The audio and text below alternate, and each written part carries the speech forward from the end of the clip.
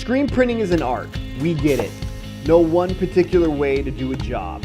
This is just our take on it, with some quick tips to help you elevate techniques while improving efficiency in your shop. All that and add a dash of Business 101, and you've got yourself a series. For anyone out there, press for time. What's up, guys? Damien from Dynamic Supply with another episode of Press for Time.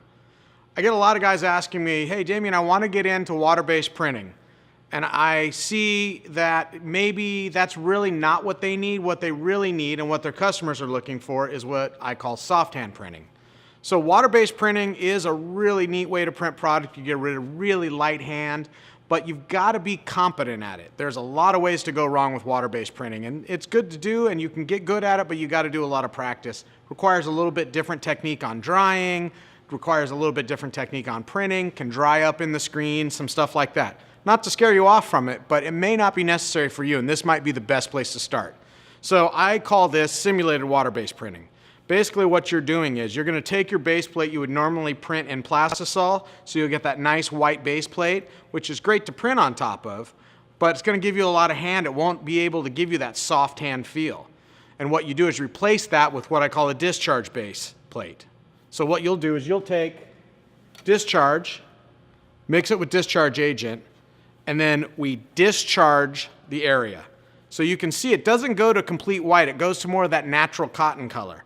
But that gives you enough of a light base plate to print on top of that you can use traditional plastisol, base down with some good basing method like Softy Base is my favorite, 15 to 30%, and you can get that kind of faded soft hand feel that you're looking for water base that your customer may not really want water base, they just want soft hand. So some of the advantages here are going to be, this is going to be a cheaper method to go. So you can still do an upcharge for a soft hand print when it may not be any more additionally expensive to you to do it.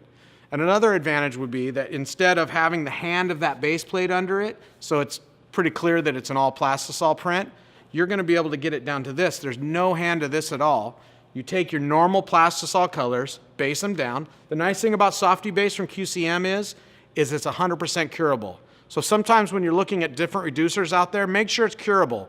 You can use a non-curable reducer, but I kind of like these because you can't really mess up. If you use a non-curable reducer and you use too much of it, the plastisol won't cure, it'll wash out, it'll chip off, it'll crock, some different things can happen. You want to try to avoid that. So again, this is a great way to add a new component to your printing and to get something that your customers may be wanting and to get a little upsell for yourself. It's a really simple process. So let's get down to a little bit more brass tacks on how to do it. You're going to take your discharge base. We carry two great discharge lines, water-based lines, Rutland and Matsui. You're going to take your discharge base, and the way discharge base works is you have to use an activator. It's called discharge agent. You're going to use 4 to 6% discharge agent. Once you activate it, it does have a shelf life, so you want to make sure that you're activating just enough to do that base plate or that print you're going to do. You'll take your screen, you'll print your base plate like you would normally print a plastisol white base plate, and you're going to print it. I like to flash it in the next head to get that discharging chemical reaction happening. What that's going to do is remove all of that dye from that area so you go back to the natural cotton color. And then that's going to give you the ability to take your normal plastisol colors, print them wet on the rest of the press, use Softy Base or another reducing product to give you the really, really soft hand. Kind of makes the ink thinner, makes it softer. So you might want to check and run some different tests with it on some different mesh counts. You might not need to use the same mesh you normally use for plastisol because it is going to be thinner. And then what you do is you print it and you're able to still get nice color, but almost no hand. Somewhat that water-based look is kind of that soft vintagey look, so the more that you add of Softy Base, the less color you're going to have. So you can really kind of create however of a soft vintagey look you want, and obviously it makes it softer and softer and softer. So that's a great way to go. A little bit more like brass tacks of actually how to do it. I would just finish it off from there then. Okay. So remember, if your customer's looking for water base, maybe ask them, are you really looking for water base or are you looking for soft hand? Because this is still kind of in your wheelhouse if you're just printing plastisol. You don't need to learn something all over again. You don't need to do any of that. What you will need to do is just remember those steps.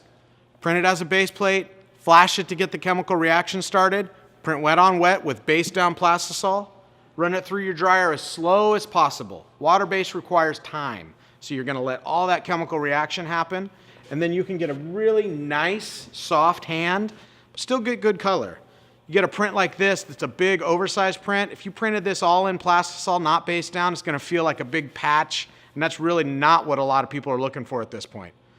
So that's simulated water-based printing in a nutshell. If you have any questions, you can always call us at dynamicsps.com, but also remember, upsell. This is a great feature. You should get paid for it. Now get back to work. This episode of Press for Time has been brought to you and powered by Dynamics Screen Printing Supply and produced by ProQuoter. Remember, it all starts with a quote. Seems like the only time I can get the intro right is when we're not recording and when we're not doing it for a take.